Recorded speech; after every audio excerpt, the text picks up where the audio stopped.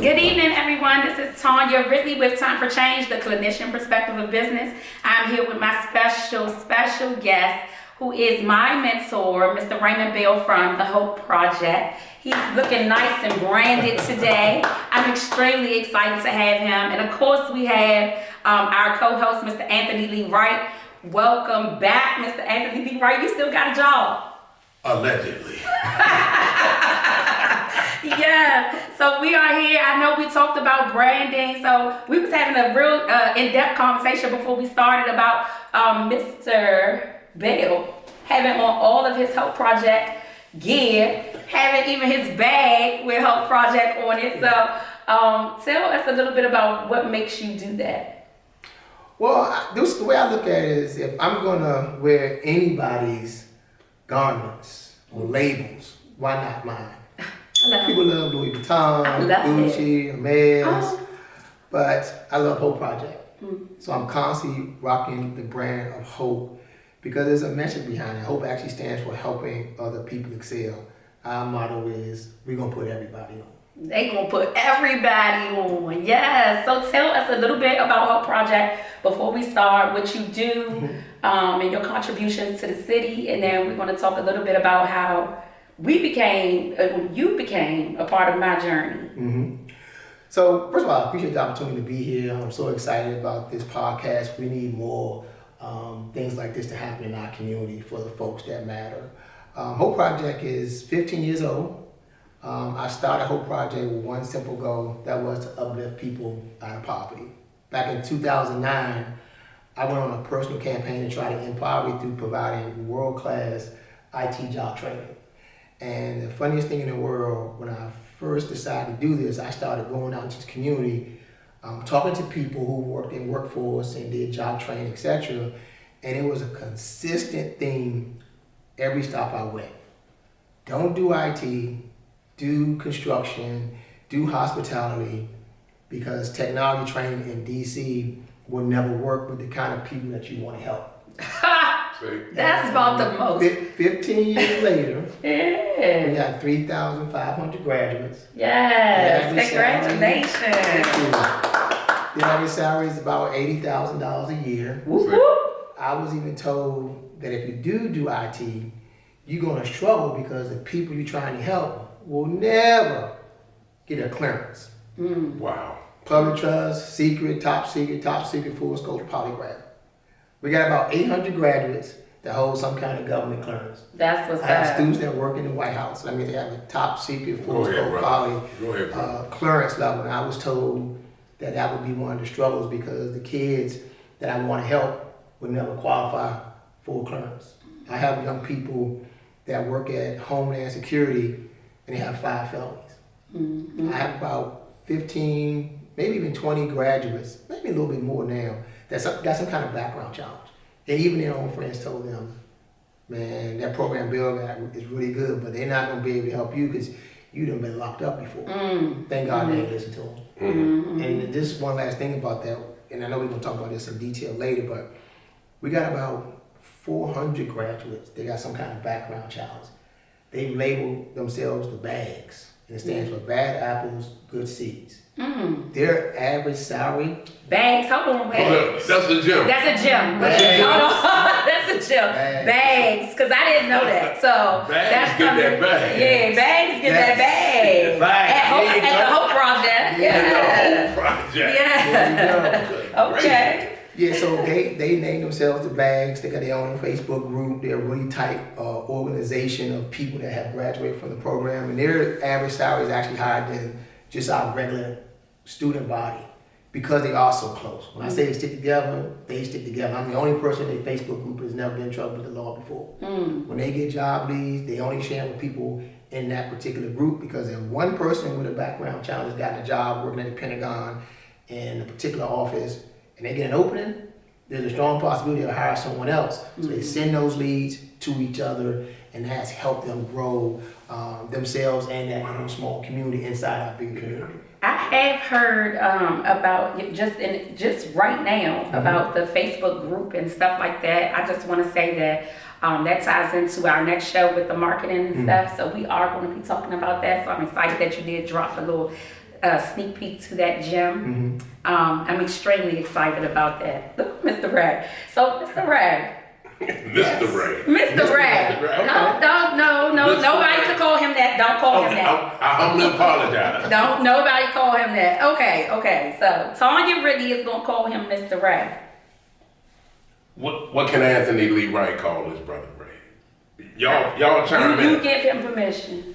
No, Mr. Ray is her thing. I'm fine with just Ray. A lot of people actually say my whole name, Ray Bell, as Yes. one word. Yes, I like Ray Bell. No, you got Mr. Ray. Yeah, no, I'm Mr. Ray and you Ray Bell. Okay. All right. Okay. I don't want no smoke either. All right. So remember we talked about journeys, right? So every person that I would bring on this show will be a part of my journey.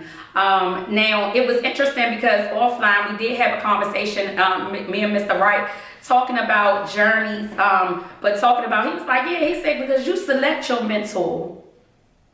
Nah. So I have a very unique story. You want to tell them my story? You want me to? I'm happy to. All right, well, we're going to tell y'all together. We're going to tell y'all together, all right? Yeah, I don't want to leave anything else. So Yes, we're going to tell y'all together. So on the break, it was right before the pandemic. Right before the pandemic, your girl was on the cusp of opening up the school. But I had to sit in this meeting with the Higher Education Licensing Commission. We had to go to a meeting, and in that meeting, I was sitting there, didn't know anyone, and I was probably about in the third row. We had to introduce ourselves by rows. And when we introduced ourselves by rows, when they got to the last row behind me, I heard Mr. Raymond Bell's name and Hope Project. And what's funny is, I told y'all I'm a Washingtonian, born and raised in Washington, D.C. in Southeast. And I always seen the varsity jackets with his stuff on it, right? So when I see his varsity jackets and all of that stuff, and I'm like, man, he eradicating crime homes, is my way of employment like me. But keep in mind, he said Hope Project is 15 years, right? So I'm going on 9, right? So we were fairly young business owners at that time. That's crazy. It is. That's crazy. So anyway, because that's bizarre to think about the timeline. So we were sitting there, and he said his name, and he said his company, and I thought about the varsity jackets, and I turned around. And we caught each other's eyes like, I said, Mr. Raymond Bell, I done took your card so many times, called you so many times, tried to reach out to you so many times. He said, me? I said, yes, you. And then he gave me his card again, and then I pulled out my wallet, and guess what? The card was right there in the wallet. Oh. So we ended up communicating and talking ever since. And he kind of chose to work with me because he asked me about my school and where I was at, and he was right downstairs in the same building of the school that he was purchasing, and I had built mine from the ground up. And so he started to ask me questions about the application process. So I said, you ain't gonna ask me no questions, and I ain't gonna get my questions answered. So I started to ask him questions about grants and about DOES because I wanted to understand the world of the workforce part, because Time for Change at that time was only the psychotherapy department and the employment services, but we were partnered up with Department of Disability Services. So we were always working with individuals who were vulnerable to disabilities, whether it be physical or whether it be mental. We were working with all the individuals with disabilities, and he wasn't. So what we identified was an exchange of information that we could have gave each other in workforce and in contracting and in grants. So we became partners, like real solid partners.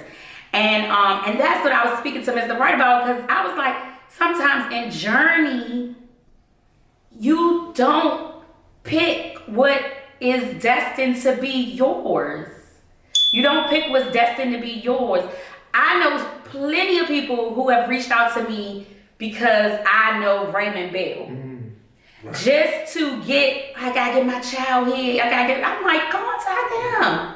But they will contact me because they have seen that we are in the same building. We are together majority of the time if we are doing business or talking business.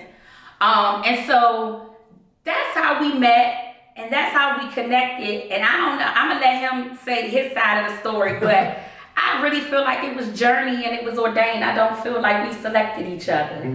So I think you covered most of it. The only thing I probably want to add is that I don't really see myself as a traditional mentor. I think it's both ways. I'm the mentee sometimes as well, and you're the mentor. That's a hell of a compliment. It is. It is a compliment, but it's actual fact as well. Because when you start talking about building something from scratch or working with a population of people that are marginalized, that require a lot of extra special attention and care, it's an unbelievable burden to try to convince yourself that you can move this person from poverty into the middle class, let alone the upper middle class. So you have to have people to lean on, to cry on their shoulders, to complain and vent. Otherwise, you probably will drive yourself crazy. This is one industry that as much as I enjoy helping, I don't really recommend this career, not necessarily career path, but career path is fine, but in terms of being an entrepreneur or running a school, it's too many intangibles that you have to constantly address. I would much rather see someone maybe be a outside contractor. Let somebody else own the school and you contract. Y'all hear that, right? Run from a school, no. Now, I'm being 100% transparent. No, I do real. what I do. I really do. I just know from doing it for this long, like how much it takes, especially if you're going to try to operate in the Washington metropolitan area, because I've been doing it for over 15 years, and it's not something I would just recommend somebody do. I'd much rather see people be an outside contractor to a school like ours, and they got an expertise and a skill set that we can contract with them to deliver. They come in and do their thing, they get their check and go. I would recommend that over standing up a whole school, dealing with insurance, dealing with compliance, dealing with the government contractors, dealing with invoicing and all the other things that come along with running the school. On the outside, it looks very exciting and the name is right. It look fly too. It look fly. It ain't all glitz and glamour, because even some of my students, I be having to pull them back. Even they, because we've been, I guess, so good at this, it looks a lot easier than it really is. Because I got a few students now that are starting to deliver training. One of my graduates, Jaquan Thorne, is doing a cybersecurity training. It's called Cheat Code. And he's called me plenty of times and say, Bill, I got a whole new level of respect for you now after doing this. Because there's so many variables that come along with it. I'm sure we're going to talk about it later, but I'm going to get that part out. And I didn't want to step on you. So, Mr. Bell, would you really say that what you do is a labor of love? Like you have to love what you're doing. You have to love the labor that it requires to help move people, from a disadvantaged station in life. Because I'm fresh from the hood. I get it. I get it. I've done everything that people have been incarcerated for, except I didn't get caught doing that. My story is, instead of being the drug dealer, I became the addict. Because it was something about being a get-wit-nitwit. Okay. You know what I mean? Whatever's happening. So they were, he got plenty of terms. You can go ahead and use that one, Mr. Bell. Right. Don't share it with her, though. Don't share it with Tanya. Mr. Bell can use that. Oh, you dropped it on the show. It's a gem. It's a gem, right. So, but I admire y'all, and that's one of the reasons I was attracted to her. Because I met her, it seemed like you met her in an environment where it was like people in an audience. I met her at this hospital advocating for herself and her business, right? And first of all, I was like, damn, who is that? She gangster. Because she would stand up and just give them that smoke. Yes. You know what I mean? Wherever she goes, it's a smoke. It ain't a smoke-free environment. It's smoke-filled, right? So, and I was like, and we talked about this, if you don't mind me dropping this on the show when we was off air. The first thing I wanted to know, as far as me helping you, because I'm politically connected. Okay. Let me just say that. Okay. And I'll need your information after this show, because I see where you can be very helpful the elected officials in this city are looking for people like you and her that want to do the type of work you're doing. But the first thing I asked her, hey, you know, are you married? I wasn't trying to crack on you.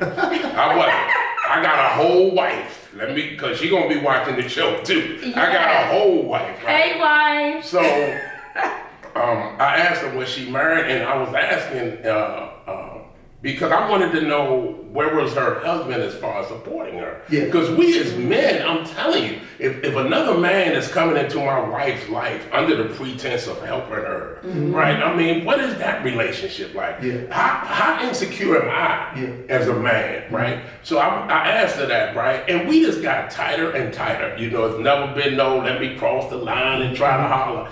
I enjoy being with her and watch the other dudes trying to get on her line. I enjoy that. That's funny to me. I'm like, yeah, he's trying to holler.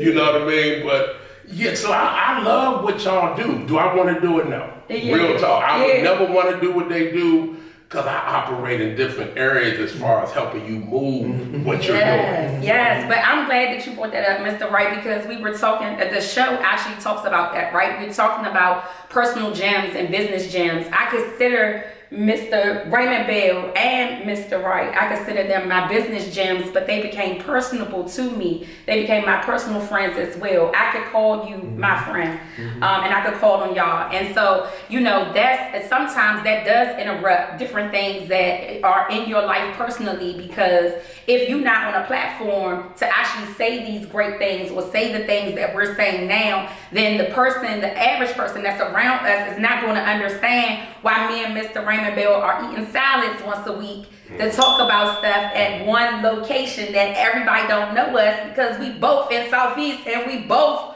are being attacked when we are out in the community. It's so very true. It's so very true. So, and we like to help people. We like to work with people. And even this platform, I already can foresee and I already know that I'm putting myself and I'm being most vulnerable. Like we talked about the branding and the social media last time. And just opening up my personal social media, because I want people, and I've had people lie on me, right? But just I want people to see exactly what this life is like as an entrepreneur, because being an entrepreneur and having the opposite sex support you in such a way that is not anything other than what it is not known in our culture and in our community. And it makes it very hard. It makes it very frustrating for me to say, Mr. Wright, my nigga. That part. Mr. Wright, my nigga. That's what it is. I mean, and you know, and I'm like, hey, wife, I met his wife at many of his events. I go and support his sobriety. I'm at his events to support him and push him along. Mr. Raymond Bell has talked to me about his personal ventures with his personal things that he's had. And we have mirrored and have gone through some of the same personal things with our marriages and everything. Wow. So, you know, we connect on a different level. And so, so that's why I really want to have this show to show and put Mr. Raymond Bell here so that you all can understand that journey comes different. Journey looks different. And sometimes it looks like the opposite sex, or, you know, two people of different sex being with each other all the time. It's not that they're together. They have a different mission or different things at hand to push forward and move within their community. So I say that to say, right? So workforce development was something that I didn't know. To circle back to that, it was something that I didn't know, but I knew that my mission was to eradicate crime and homelessness by way of employment. And I knew that Mr. Raymond Bell was already doing this with his out here with his varsity jackets on and doing all of his things. So I talked to him about the workforce development, the politics around DC government, and just really, you know, talk to him about it. And he always bought the salads, y'all. I never bought the salads. I never bought the drinks. That I still don't tell him the name of my drink. But, you know, we've had some very good conversations in my growth. And you know, and it's funny because he said that we exchange information, and I took that compliment. I do. But Mr. Wright, you have you've been an inspiration to me before I was in business, and that's what makes it different. That's what makes it different, because I seen you. I seen this. Well, I want to address that, but I'm going to go back to something that you had asked earlier about is it a labor of love? It is for me, and that's why it's successful.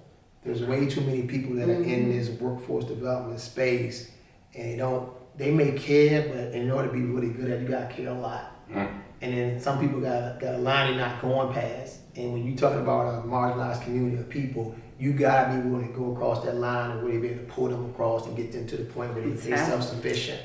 Because I just think too many people sign up to just check off some boxes and get a paycheck. And that bothers me personally because I know what it's like to not have strong male role models around. Yeah. I got 2 older sisters and haven't had a lot of strong African American men in my circle. So even my students will say, Mr. Bill, one of my students told me this, and I've been always want to share it with people when I get a chance to talk like this. She said, Mr. Bill, I never met nobody that cared so much about people that they didn't even know. That part. And then I was asking them, somebody asked me, Mr. Bill, why you work so hard for us? And that means, to them, that means long after they leave the training, they still can call. I'll still call them, check on them, things like that when I don't have to. The training is over. Like you go to a community college, you go to a 4-year school, you ain't gonna be getting no call from your professor or your dean 2 years later asking why you haven't hit 6 figures yet or why you only got 2 certifications when everybody else that graduated you got 5. Because the work is over for them. But our students know that they're going to graduate, but you never really finish with the whole project. I could get on the phone right now and do a group text or do a Facebook group and say, hey, Hope Grads, I need about 25 people to meet me at Eastover at our training facility at 3 o'clock. Guaranteed be 50 of them down there. I've done it before. Would you say that personal relationships or developing the personal relationships is a business gym or personal gym? Or do you feel like having that personability with your students is what is making you successful? It's everything. We not just teach people how to work on computers. Here go a gym for y'all. Gym. Relationships will take you, let me look in the camera. Relationships will take you further than money. Yes. If you build relationships with people, the money will follow. That's a dream gem if I ever heard one, because that's exactly how we've gotten as far as we have. It has all been relationships with people. Yes, relationships with people, including, mentorships and mentors. So when I want to tie around and just say that the purpose for Mr. Raymond Bill being here is so that you can understand that your journey comes to you. And you have to be spiritual, right? We already talked about that. You have to be spiritual to understand what are the outcomes, what are the things that's moving around you so that you could hear them, you could see them, you could smell them, you could touch them and be around them. So it's very important for you to know that, right? And I want to make sure that you're not just selecting, because that's the purpose of this show. Don't just select someone because you see that, oh, they're doing this and oh, they're doing that. They might select you. Somebody might be reaching out to you that you're not reaching out to them. You need to identify what it is, what's the purpose behind that, and see if it's mutual common grounds that you could work with them on certain things. That's very important in business and entrepreneurship. Again, this is the clinician's perspective of business.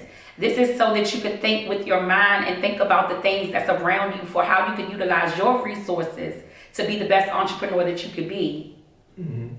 I'm going to close with that statement, but I'm also going to let them close with a statement for the show.